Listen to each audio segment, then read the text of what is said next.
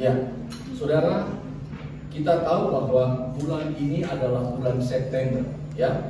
Bulan September bagi Gereja Kristen Jakarta secara sinodal adalah bulan misi. Artinya selama bulan ini kita akan membahas atau fokus membicarakan tentang tema-tema yang berbasis misi, ya. Nah, hari ini saudara-saudara, pembicaraan kita mengetengahkan satu tema, yaitu no excuse, tidak ada alasan. Apa yang dimaksudkan dengan tidak ada alasan itu? Saudara, sebagai orang-orang yang telah diselamatkan atau yang telah dimenangkan oleh Allah, artinya Anda dan saya memiliki tanggung jawab yang sama untuk terlibat di dalam misi Allah.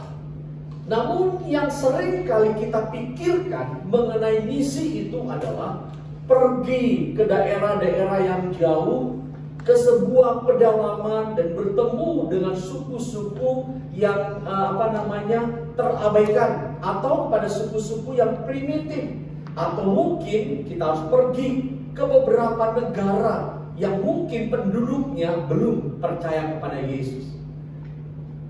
Oleh keadaan seperti ini yang seringkali membuat kita menjadi gundah, ada perasaan takut dan tidak muncul keberanian itu. Sebetulnya saudara-saudara, berbicara tentang misi memiliki ruang lingkup yang cukup luas. Dikatakan bahwa misi Allah sesungguhnya jauh lebih luas, mencakup setiap aspek dalam kehidupan kita.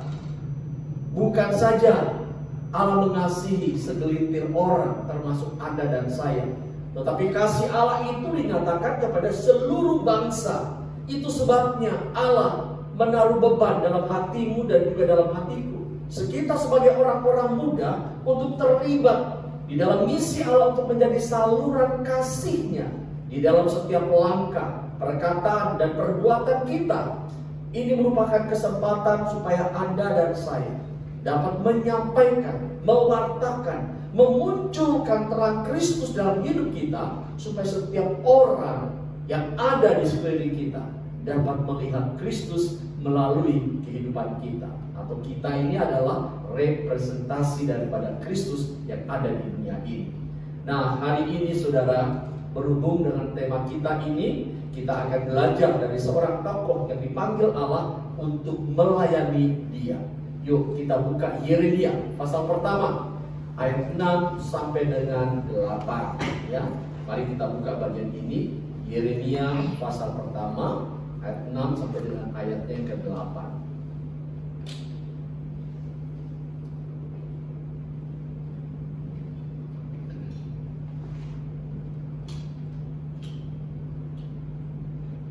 Yeremia pasal pertama ayat 6 sampai dengan 8. Demikian firman Tuhan. Maka aku menjawab, ah Tuhan Allah, sesungguhnya aku ini tidak pandai berbicara, sebab aku ini masih muda.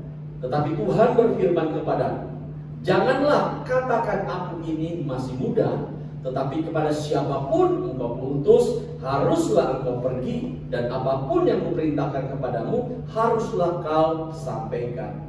Janganlah takut kepada mereka, sebab aku menyertai engkau untuk melepaskan engkau. Demikianlah firman Tuhan. Saudara-saudara, yang pertama yang akan kita lihat di sini adalah mengenai konteks sejarah di dalam penulisan bagian firman Tuhan ini. Ketika Tuhan mengutus Yeremia di kerajaan Yehuda, posisi kerajaan Yehuda itu sedang mengalami masa-masa kritis, masa-masa yang sulit sekali menjelang kejatuhannya pada periode akhir abad ke-7 sebelum Masehi. Tugas Yeremia ini tidak mudah, di mana Allah meminta ia untuk menegur orang-orang Israel dari segala dosa mereka dan menubuhkan hukuman Allah terhadap mereka. Anda bisa bayangkan, di dalam kondisi seperti ini tidak gampang. Kalau misal suatu hari ada di antara kita diminta oleh seseorang, ya, untuk mengingatkan orang lain akan kesalahannya, kesungkanan itu seringkali terjadi, bukan? Nggak enak hati lah, kayaknya nggak punya keberanian lah untuk memberitahukan orang itu, padahal kita tahu betul-betul dia salah. Nah, kondisi Yeremia seperti itu. Israel itu adalah bangsa yang tegar tengkuk, tidak mudah untuk mendengarkan nasihat, termasuk perintah Tuhan. Itu sebabnya Yeremia disebut sebagai nabi yang suka menangis. Istilahnya dengan nabi cengeng. Setiap hari dia bergumul di dalam lindangan air mata kepada Allah untuk bangsanya. Nah, saudara-saudara, tetapi dikatakan bahwa di dalam kondisi demikian, ketakutan itu muncul dalam hati Yeremia. Nah, tetapi penyertaan Allah menjadikan dasar yang kuat atas panggilannya. Karena Tuhan berpihak padanya, maka dia tidak perlu takut menjalaninya. Di dalam pemahaman secara teologisnya, Allah adalah sang pengutus. Ingat saudara, Allah itu sang pengutus. Secara teologis, panggilan di sini menekankan bahwa Allah berdaulat memilih siapapun yang Dia kehendaki, termasuk Anda dan saya. Kita nggak bisa bilang begini, sorry ya Pak, saya nggak punya waktu untuk bisa memperhatikan orang-orang atau keluarga saya yang belum percaya. Saya juga nggak punya waktu untuk diutus menyampaikan berita tentang keselamatan itu kepada mereka. Ingat saudara, Anda tidak punya hak atas hidupmu itu. Tuhan yang memegang kendali, dan Ia memberitahukan bahwa Allah berdaulat memilih siapapun yang dikehendakinya. Dan ketika itu Tuhan memilih Yeremia, ia tidak pernah melamar untuk menjadi seorang nabi, bukan, di kerajaan Israel. Tetapi Tuhan menunjukkan bahwa Tuhan menetapkan dia dan mengutus dia, memanggil dia. Pelayanan Yeremia itu berasal dari inisiatif Allah, bukan dari inisiatif dirinya sendiri. Andai kata Anda dan saya dipanggil oleh Allah, ingatlah pelayanan yang kita emban itu adalah inisiatif dari Tuhan, bukan karena inisiatif kita.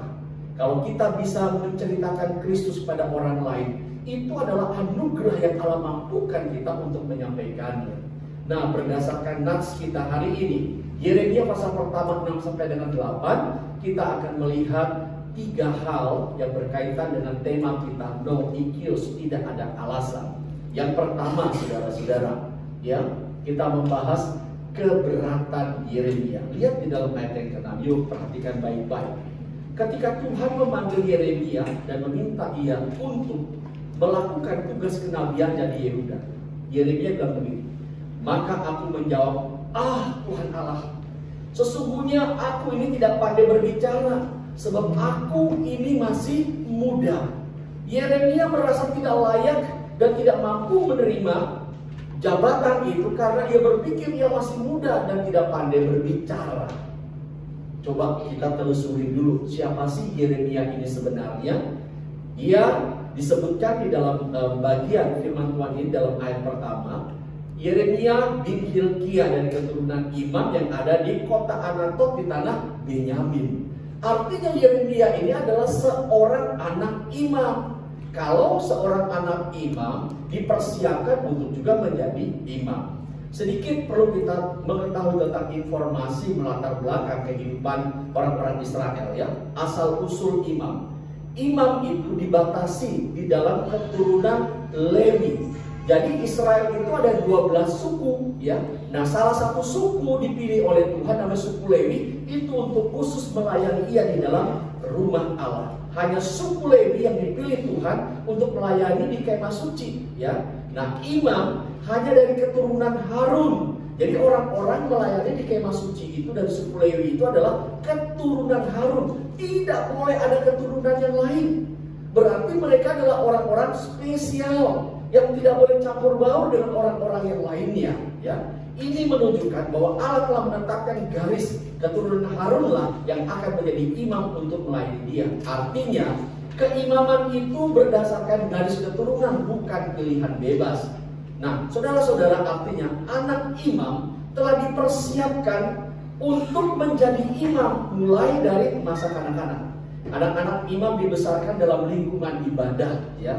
Mereka sudah mengerti nih, bagaimana sih tata cara membawa persembahan bagi Allah. Korban-korban apa saja yang harus diberikan kepada Tuhan dalam bentuk apa saja, binatang-binatang yang layak, ya. Kemudian mengenai pengampunan dosa dan seterusnya. Nah, belajar dari tugas keimanan ini, para ayah atau para imam itu, ketika ia mempunyai anak, ia telah mempersiapkan mereka untuk menjadi imam, menggantikan mereka di masa depannya. Jadi jabatan imam itu diwariskan turun-temurun kepada anak-anak imam, dan mereka dididik oleh orang tuanya. Nah, mengenai apa dan bagaimana melakukan tata cara keimaman itu. Jadi saudara-saudara, tidak mungkin kalau Yeremia itu tidak dipersiapkan oleh orang tuanya untuk menjadi imam. Bagaimana mungkin dia menolak Tuhan, aku nggak bisa. Bagaimana mungkin dia berkatakan, aku ini masih muda, ya, aku tidak pandai berbicara. Nah, coba kita melihat apa alasannya. Mengapa dia berkata demikian, ya, tidak pandai berbicara ataupun masih muda. Sebetulnya saudara-saudara, keberatan Yeremia ini menunjukkan dua hal. Yang pertama, ia merasa gentar menerima jabatan suci yang mulia dari Allah. Ia merasa bahwa dia tuh nggak pantas menerimanya. Kegentaran itu muncul karena yang memberikan perintahnya secara langsung adalah Tuhan. Wah, gentar sekali. Dia merasa dia nggak pantas untuk menerima jabatan ini. Ya. Yang kedua adalah menggambarkan kerendahan hati Yeremia. Ya. Ini kerendahan hatinya dimunculkan oleh Yeremia. Jadi kerendahan hati ini menunjukkan bahwa dia adalah seorang pribadi yang tidak gegabah, tidak mudah untuk menerima segala sesuatu perintah, tetapi dia harus cerna sungguh-sungguh dengan akalnya yang sehat. Ingat ketika Musa dipanggil Tuhan untuk membebaskan bangsa Israel di Mesir, Tuhan sampai bilang begini, Musa, aku begitu setengkah untuk pergi ke sana, bebaskan umatku Israel. Musa bilang apa? Aku tidak pandai berbicara Tuhan. Dia berbantah-bantah dengan Allah. Allah bilang begini, aku tahu kakakmu itu Harun, ia begitu cakap untuk berbicara, dia begitu pantas, tapi aku tidak memilih dia, aku memilih kamu. Dan akhirnya Tuhan menunjukkan apa yang dia lakukan. Ya, masukkan tangannya ke kantong, keluarkan lagi dari jubahnya. Wah, jadi putih. Kenapa saudara? Kena kusta. Wah, dia kaget. Takut dia, masukkan lagi ke kantong. Setelah dikeluarkan, pulih kembali. Belum yakin juga, Tuhan katakan lemparkan tongkatmu. Ketika dilemparkan, jadi ular, saudara. Wah, ketakutan. Tuhan bilang pegang ekornya, jadi tongkat kembali. Tuhan ingin menunjukkan bahwa utusan yang diberikan oleh Tuhan ini bukan hanya sekedar orang-orang biasa, tapi orang-orang yang dipilih oleh Tuhan secara sungguh-sungguh. Nah, bagaimana mungkin seperti Musa berkata, aku tidak pandai berbicara, aku adalah orang yang gagal. Padahal secara pendidikan, dia adalah putra dari putri Raja Fir'aun, anak dari putri Raja Fir'aun, dan mengenyam pendidikan di kerajaan Fir'aun. Ini artinya Musa bukan orang biasa, secara intelektual dia pintar, termasuk Yeremia. Tapi kenapa dia berkata demikian? Karena ada alasan yang disebutkan tadi. Sekarang saudara-saudara, Anda dan saya tidak hidup di dalam zaman perjanjian lama, tetapi kita ada di dalam zaman perjanjian baru, di dalam zaman anugerah. Setiap kita mempunyai kesempatan dan hak yang sama untuk melayani Allah. Setelah keselamatan itu Anda dan saya alami. Coba kita buka Efesus 2 ayat 10. Yuk kita lihat ya. Efesus pasal 2 ayat ke-10.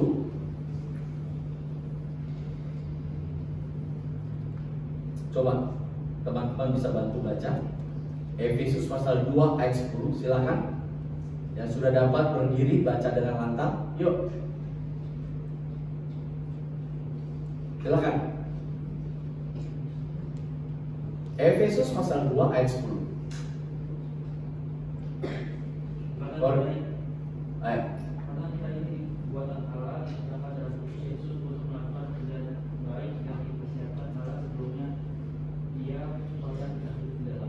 Ya, saudara, karena kita ini adalah buatan Allah yang diciptakan di dalam Kristus Yesus. Dikatakan supaya kita melakukan pekerjaan baik yang telah dipersiapkan Tuhan. Artinya setelah keselamatan itu Anda dan saya peroleh, bukan berarti kita hidup leha-leha saja. Kita hidup tanpa tanggung jawab. Kita hidup hanya untuk kepentingan kita sendiri. Tidak. Tapi Allah memanggil kita, setiap orang-orang muda yang telah diselamatkan mempunyai tanggung jawab yang sama, yaitu melakukan pekerjaan baik yang dipersiapkan Allah. Apa itu pekerjaan baik yang dipersiapkan Allah sebelumnya? Yaitu penyelamatan atas jiwa-jiwa yang terhilang. Ini beritanya, ini pekerjaannya. Jadi pada saat engkau di sekolah, engkau sebagai seorang mahasiswa, engkau sebagai seorang pekerja, apapun profesimu, disitulah mimbarmu. Disitulah engkau bisa berkarya bagi Allah. Bukan saja di gereja seperti Pak Bobi hari ini, tapi dimanapun engkau berada, itulah mimbarmu. Orang melihat Kristus dalam hidupmu di situ. Orang bisa menemukan Tuhan dalam hidupmu di situlah. Oleh sebab itu, menjadi orang Kristen bukan sekedar pada saat kita beribadah di gereja menjadi orang yang baik. Dulu saudara di gereja ini waktu itu kita masih di bawah ya, yang gedung ini kan Juven yang belum dibangun ya, gedung ini ya. Saudara, orang lagi acara hari Minggu ibadah hebat-hebat. Ibu-ibu taruh tas di sebelahnya. Habis penyembahan lihat hilang tasnya. Oh, kita kan di depan jalan nih. Rupanya banyak orang yang menyusup juga ke gereja. Ya, makanya setiap kali sekarang beribadah kalau itu mereka pegang taruh di sini, saudara, takut hilang. Jadi nggak semuanya orang di gereja itu baik-baik. Ada juga orang penyusup, ya. Tapi kita menjadi orang Kristen tidak boleh seperti itu, ya. Jadi kita harus melakukan apa yang terbaik di dalam hidup. Allah adalah Sang Pengutus. Panggilan ini menekankan bahwa Allah berdaulat memilih siapapun yang Dia kehendaki. Siapapun yang hendak Allah utus termasuk kehidupan kita. Ya, ingat saudara-saudara, pelayanan kita ini berasal dari Dia. Sebagai orang-orang muda, Anda dan saya mempunyai panggilan yang sama. Untuk apa? Menolong teman-teman kita yang masih belum beribadah. Menolong teman-teman sahabat kita yang di luar sana, yang masih tinggal di dalam kegelapan dunia, yang bergelimang dosa. Mereka butuh perhatian kita. Kalau bukan kita yang menyentuh hati mereka dan datang kepada mereka, siapa lagi? Saudara, waktu saya baru masuk sekolah teologi, kerinduan saya untuk menyelamatkan jiwa itu begitu menggebu-gebu. Suatu hari ada acara KKR di Puncak, saya jadi panitianya. Kemudian mereka bilang, ayo kita bawa jiwa teman-teman lama kita. Datanglah saya ke teman-teman yang suka minum-minum mabuk-mabukan gitu. Saya datang, Bobi, kata seneng bener ya. Wah, kita ngobrol sambil main-main kita. Setelah itu saya ajak dia, kita mau ada acara di acara gereja di di Puncak. Yuk ikut yuk. Mereka saling pandang, ada 5-6 orang ya. Terus mereka bilang di depan kan ada minuman gitu ya. Dia bilang, udahlah, kamu kan udah lama nggak ketemu kita, kamu minum dulu. Saya pikir sekarang saya sudah jadi mahasiswa teologi ya. Apa saya harus sudah seperti ini berkecimpung sama mereka? Tapi demi menyelamatkan mereka, saya harus minum juga. Akhirnya sudahlah, ya, saya ikut minum juga saudara. Aduh, walaupun sudah nggak terbiasa mau muntah ya. Akhirnya ya, saya nikmatin dulu lah. Terus saya bilang, Tuhan tolong supaya orang-orang ini bisa selamatkan. Betul saudara, waktu acara 6 orang ikut pergi. KKR mereka diselamatkan Tuhan. Wow, kalau bukan kita mengunjungi mereka, mempertemukan mereka dengan Tuhan, sulit bagi mereka untuk melihat kemurahan Allah itu. Mungkin ada di antara keluarga kita yang belum percaya pada Tuhan.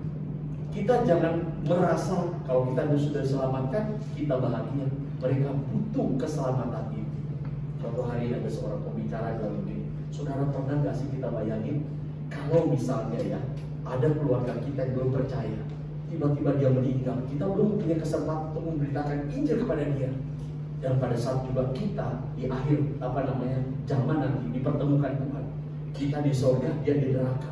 Dia teriak-teriak lihat kita, misalnya Santi, kenapa kamu gak ceritakan apa yang kamu ketahui tentang Yesus? Kamu jahat, selama kamu hidup aku menunggu, aku tidak tahu. Kenapa kamu tidak ceritakan itu kepada aku?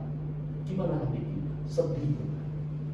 Jangan kehilangan kesempatan ini. Selama masih ada waktu, bekerjalah supaya keselamatan itu dapat dialami oleh semua orang.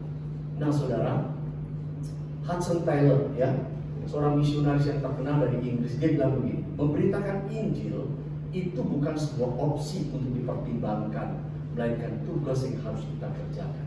Di bulan misi ini saudara, didengungkan kembali memberitakan Injil kepada teman, kepada keluarga, sahabat kita, atau pergi keluar bersama-sama dengan tim, itu merupakan tugas, bukan sebuah opsi yang perlu dipertimbangkan. Ini kewajiban kita dalam segala keadaan, supaya dengan demikian Tuhan dipermuliakan. Baik, lanjut saudara. Yang kedua, keterbatasan manusia yang versus kuasa ilahi. Coba kita lihat ayat yang ke-7. Yuk kita baca ya. Yeremia pasal pertama ayatnya yang ke-7. Tetapi Tuhan berfirman kepadaku setelah dia menolak, janganlah katakan aku ini masih muda, Tuhan bilang. Tetapi kepada siapapun engkau mengutus haruslah kau pergi, dan apapun yang kuperintahkan kepadamu haruslah kau sampaikan. Saudara, kemanusiaan kita mempunyai batas, ya, keterbatasan kita. Ini gambar ini coba perhatikan. Ada seorang wanita yang begitu banyak kerjaannya, numpuk di depan komputer, lelah dia, gak sanggup lagi tuh, langsung ambruk dia di sana. Ini keterbatasan fisik, ya. Tetapi coba kita bandingkan dengan orang-orang Israel waktu Musa memimpin mereka keluar dari tanah Mesir. Apa yang terjadi? Ketika pasukan kerajaan Fir'aun itu mengejar mereka, dan di belakang mereka itu, di depan mereka itu adalah laut Tiberau. Mereka nggak punya harapan untuk bisa lolos dari orang-orang Mesir itu. Tetapi Tuhan meminta Musa mengacungkan tongkatnya ke laut itu. Dengan seketika angin timur datang dengan begitu dahsyat, meniup sampai tembus ke dasar dan membuat dinding tembok dari air, dan jalan itu menjadi kering dan orang-orang Israel bisa melalui.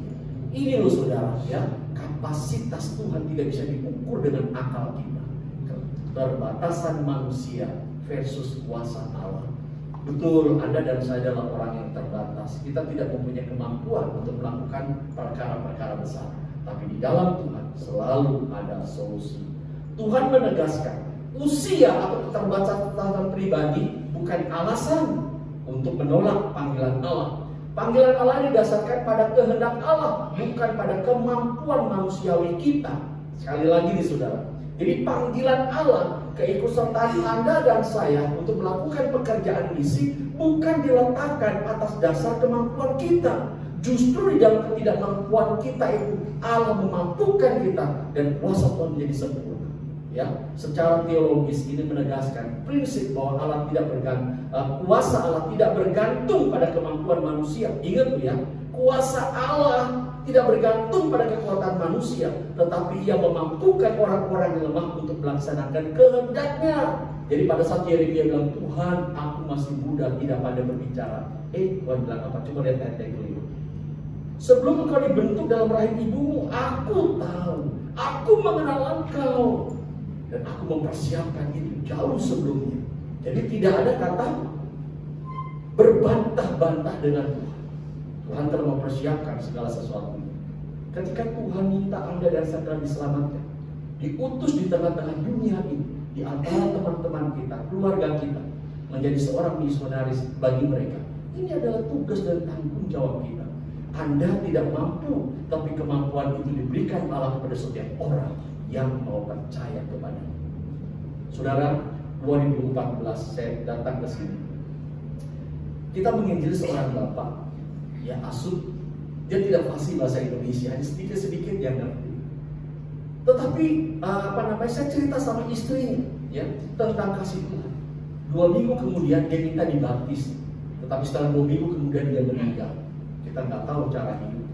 Tapi saya percaya orang yang tidak mengerti bahasa Indonesia begitu baik saja bisa membuka hati bagi Yesus. Ini bukan karena saya bisa, tapi karena kuasa Tuhan yang menyertai saya di dalam setiap perkataan. Yang istri menerjemahkan walaupun patah-patah, tapi suaminya tahu keselamatan itu datangnya dari Tuhan, sehingga membuka hati dan percaya kepadanya. Ingat saudara, itu bukan kemampuan atau kelebihan kita, tapi kuasa Tuhan yang menyertai kita. Demikian juga dengan Yeremia. Tuhan memanggil Yeremia di dalam ketidakmampuannya, dan Tuhan memampukan ketidaksempurnaannya itu menjadi sempurna. Amin. Jadi di dalam setiap kelemahan Anda, kelemahan saya, menjadi sempurna ketika engkau hadir bersama dengan Tuhan. Di dalam kelemahan kita, keterbatasan kita, Tuhan pulihkan. Saudara, banyak orang menolak melakukan misi Allah karena mereka belum tahu dahsyatnya kuasa Allah itu. Ini banyak orang seperti itu ya. Ayo kamu tolong teman kami belum percaya. Aduh Pak takut ya, kehidupannya seperti itu. Aduh kalau saya ngomong bagaimana ya. Aduh nanti banyak alasan kita. Kita takut karena belum pernah melihat kuasa Allah yang dahsyat itu. Karena kita belum pernah mengalami. Nah saudara-saudara, kita belajar dari satu pribadi, Nick Vujicic. Orang ini terkenal sekali. Siapa nggak kenal dia? Ya, dia lahir 4 Desember 1982 dari Melbourne, Australia, dengan kondisi tetra amelia. Apa sih tetra amelia itu? Suatu kondisi yang langka yang menyebabkan orang dilahirkan tanpa adanya keempat anggota tubuh, 2 tangan dan kaki. Itu namanya tetra amelia. Ya, menyedihkan bukan? Saya tahu dia pasti terpuruk dalam kondisi dia seperti ini. Tapi setelah Tuhan memulihkan hidupnya, dahsyat saudara. Tanpa kedua lengan dan kakinya, ia juga bisa dipakai untuk melayani Tuhan. Ya, ia diperlengkapi di dalam segala kelemahannya untuk menjadi pengkhotbah dan penceramah di 24 negara lebih. Hebat. Wow. Kita bisa melihat ya, kalau bukan karena Tuhan, mana mungkin dia bisa dipakai sedahsyat ini. Sekarang kita berpikir, bagaimana dengan kita? Kita sempurna, tidak ada kekurangan sedikit pun. Masa ia nggak punya hati kita untuk mengerjakan panggilan Allah? Ada banyak jiwa yang menanti. Ada banyak orang-orang muda yang sedang menanti kita. Jangan biarkan kesempatan itu berlalu. Jangan biarkan kesempatan itu kita lewatkan tanpa memberitakan Kristus. Makanya Paulus bilang begini, aku adalah orang yang berhutang setiap hari. Ya, kalau dia tidak memberitakan Injil, dia katakan aku adalah orang yang berhutang pada jiwa-jiwa. Anda bisa bayangkan Alkitab bilang keselamatan itu hanya ada di dalam Yesus. Tanpa Yesus tidak ada keselamatan. Saudara, tanpa Yesus tidak ada keselamatan. Kalau kita tahu teman, sahabat kita yang begitu dekat belum membuka hati bagi Tuhan, masa kita tega? Biarinlah dia mati, yang penting saya sendiri selamat. Bagaimana mungkin kita bisa mengeraskan hati kita untuk itu? Apalagi keluarga kita sendiri. Jangan pernah menyerah. Saudara, ada seorang teman saya, karena dia jadi majelis di satu gereja kita di GKJ. Dia bilang begini, Pak, saya sudah bertahun mendoakan papa saya, tapi nggak percaya juga. Papa saya ini guru kungfu, ya. Dia guru kungfu, kadang-kadang sudah dipanggil ke Malaysia tuh latih-latih polisi-polisi. Nah, saudara, anak buahnya tuh banyak di Indonesia. Dan waktu akhir hidup papanya, dia bilang begini, saya nggak mau sampai gagal, papa saya tidak percaya Tuhan. Papa udah nggak bisa berbuat apa-apa lagi. Dia ceritakan Yesus dari sehari ke sehari. Dia bilang bagaimana caranya supaya saya tahu kalau papa sudah diselamatkan. Ya, selama saudara saya bilang nafas masih ada di dalam diri orang itu, rohnya belum pergi, keselamatan masih bisa terjadi. Jadi dia bisikin kepada papanya, Papa, jangan keraskan hatimu. Ya, Yesus mencintaimu, buka hatimu, terima, supaya kalau engkau dipanggil, surga menjadi bagian hidupmu. Ayo Papa, terima Papa. Terus dia bilang gini, kalau betul-betul Papa terima Yesus, pegang tangan saya. Kan udah gak bisa berbuat apa lagi papanya. Akhirnya papanya dengan segenap tenaga kuat-kuat menjamah tangan anaknya ini. Waduh, dia senang luar biasa saudara. Papa diselamatkan. Wah, luar biasa. Itu detik terakhir dari hidupnya. Jadi saya mau katakan bahwa tidak ada keselamatan ya, yang tidak diperjuangkan dengan sungguh-sungguh. Karena itu saudara-saudara, jangan biarkan ya kesempatan yang ada dan kita melalaikannya. Yang terakhir saudara, pernyataan Allah sebagai dasar dari panggilan. Jadi penyertaan Allah itu yang menjadi dasar dari panggilan Yeremia. Anda bayangkan di tengah-tengah bangsa yang tegak tengkuk yang keras kepala, Yeremia maju di sana. Nabi-nabi palsu itu sampai membuang dia ke dalam sumur ya. Dikatakan kamu nih yang palsu. Padahal nabi-nabi itu dibayar oleh Raja Yehuda untuk menceritakan hal-hal baik, bukan penghukuman. Padahal mereka sudah salah. Ini Yeremia marah sekali. Dia dengan tegas menceritakan keselamatan, menegur dosa bangsa-bangsa itu. Wow, berani sekali. Tuhan memberikan janji bahwa Yeremia tidak perlu takut kepada orang banyak itu karena Allah sendiri akan menyertai. menyelamatkan dia dari ancaman bangsa-bangsa, para imam, bahkan rakyat yang menentangnya. Dalam teologi perjanjian lama, penyertaan Allah adalah inti kekuatan umat.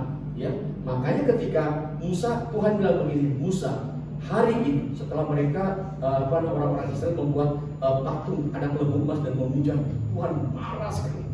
Akhirnya Musa bilang begini, Tuhan, maafkanlah dosa umat. Tolonglah Tuhan, jangan musnahkan mereka, karena Tuhan bilang aku akan memusnahkan.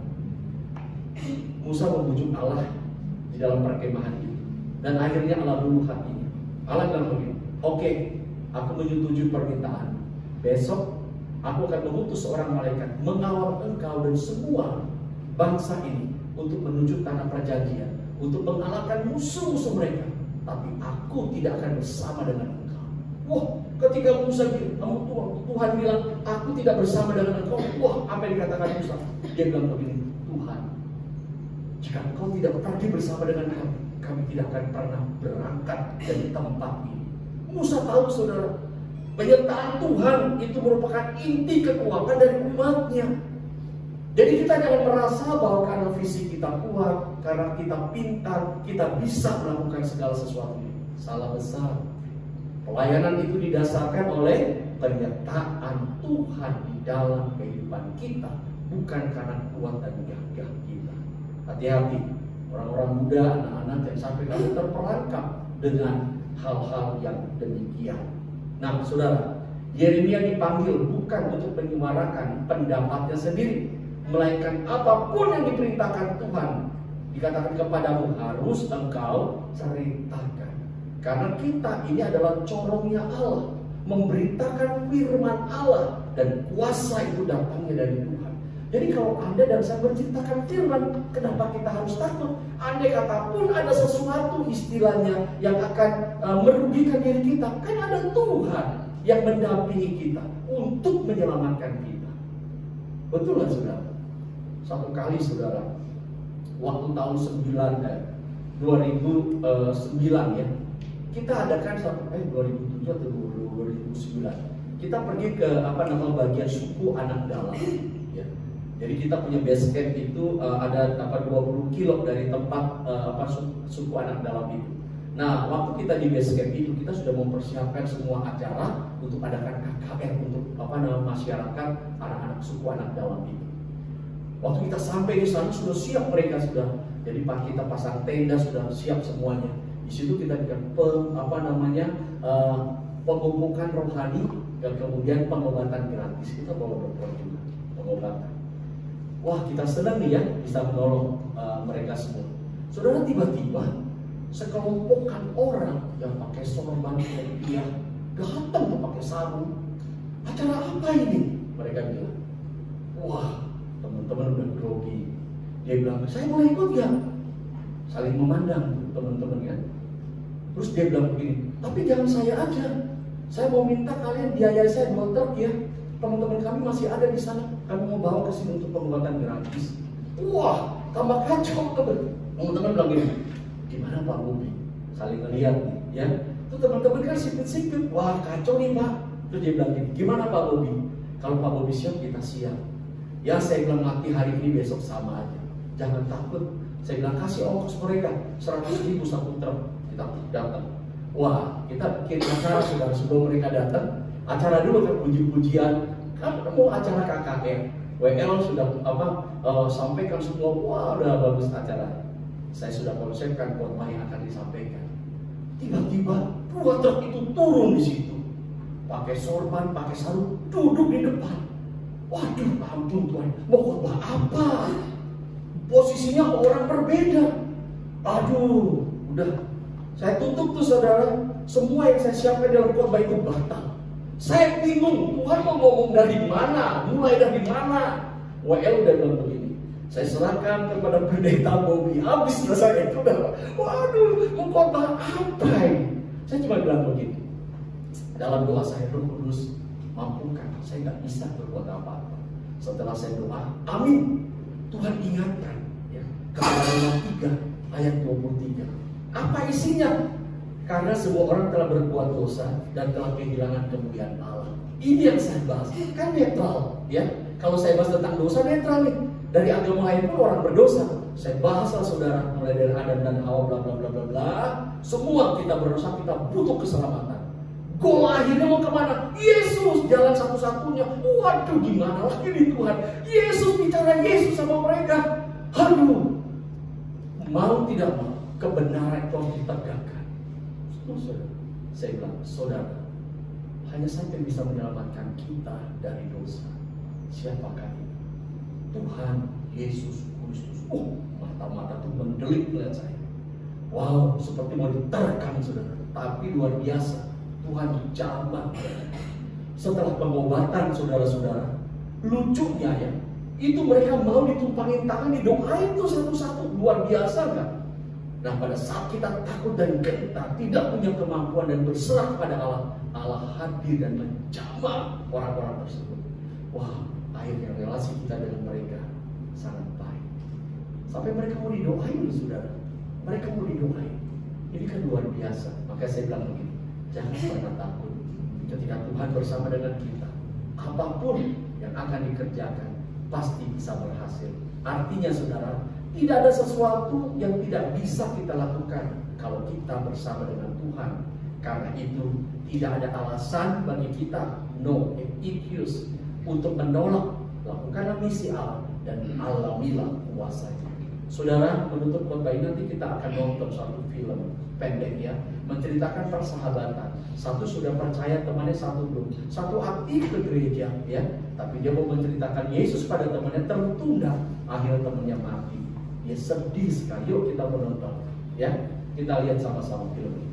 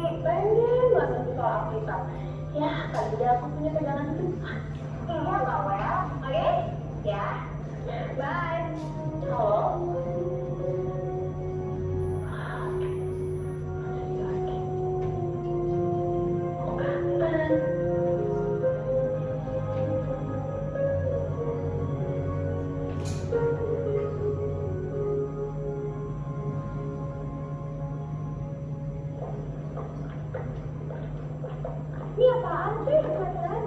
Surprise dong, namanya juga kado. Kok dibilang di sini? Yuk. Silakan.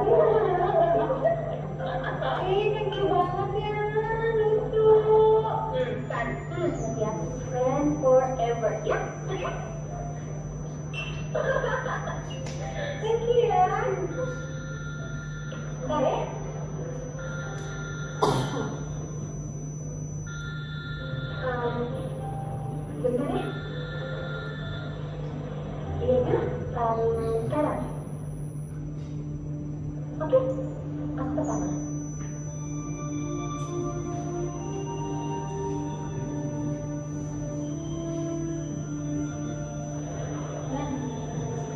Gue cabut dulu ya sekarang ya. Ada urusan dadakan yang penting banget. Soal Lydia, tenang aja. Nanti kita ketemu lagi, tapi jangan sekarang ya. Ya, tapi kapan ya? Gue butuh banget. Iya, pasti. Thank you sayangnya, kadonya. Bye.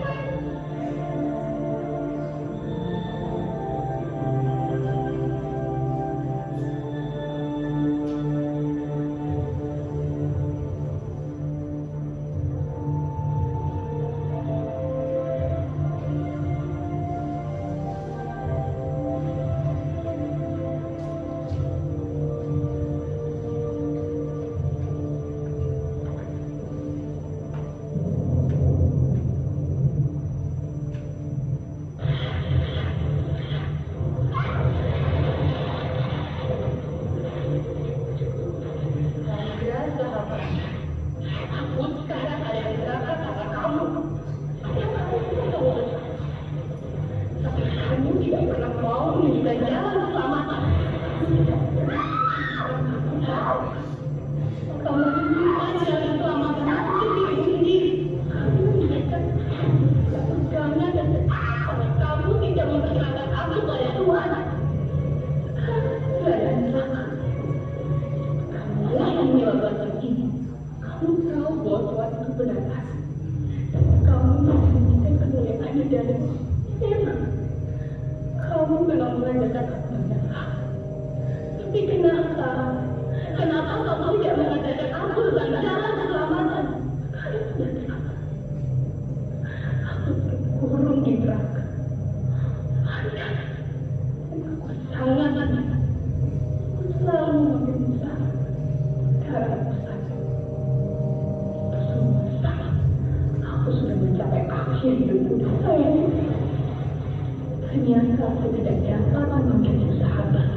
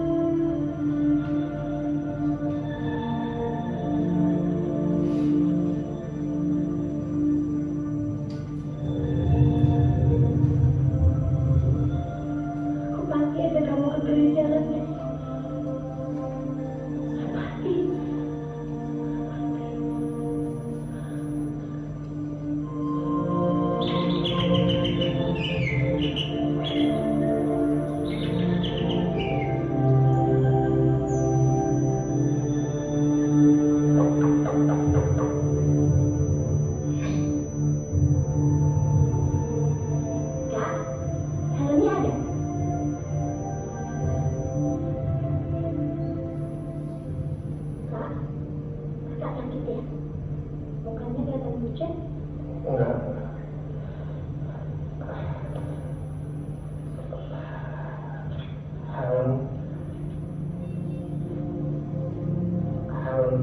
Helen kenapa, Kak? Dia ada kan di rumah? Saya lagi mau cek ke gereja, Kak.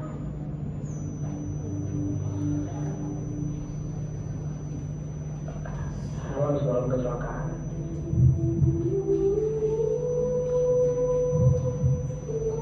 Dia udah meninggal.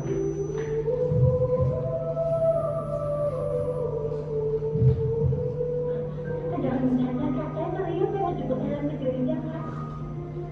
Emang aku kata bercanda? Aku serius. Helen udah meninggal. Semalam. Dia kecelakaan.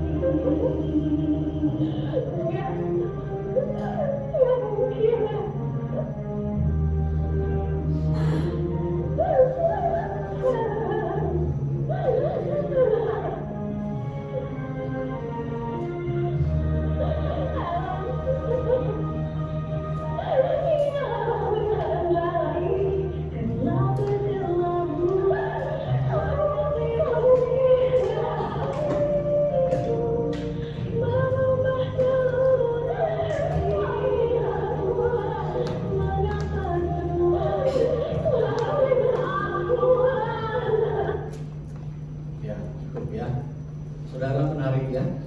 Cerita pendek tapi sangat menyentuh hati kita. Jangan sampai kita telat menyampaikan berita keselamatan dan janji-janji pada teman atau keluarga kita. Selama masih ada kesempatan, lakukanlah. Yuk kita berdoa. Tuhan, terima kasih. Biarlah firman-Mu yang telah kami dengar menolong setiap kami, supaya kami dapat menjadi pelaku firman, mengerjakan misi Tuhan dengan sungguh, melakukan kegiatan pelayanan dengan lebih setia.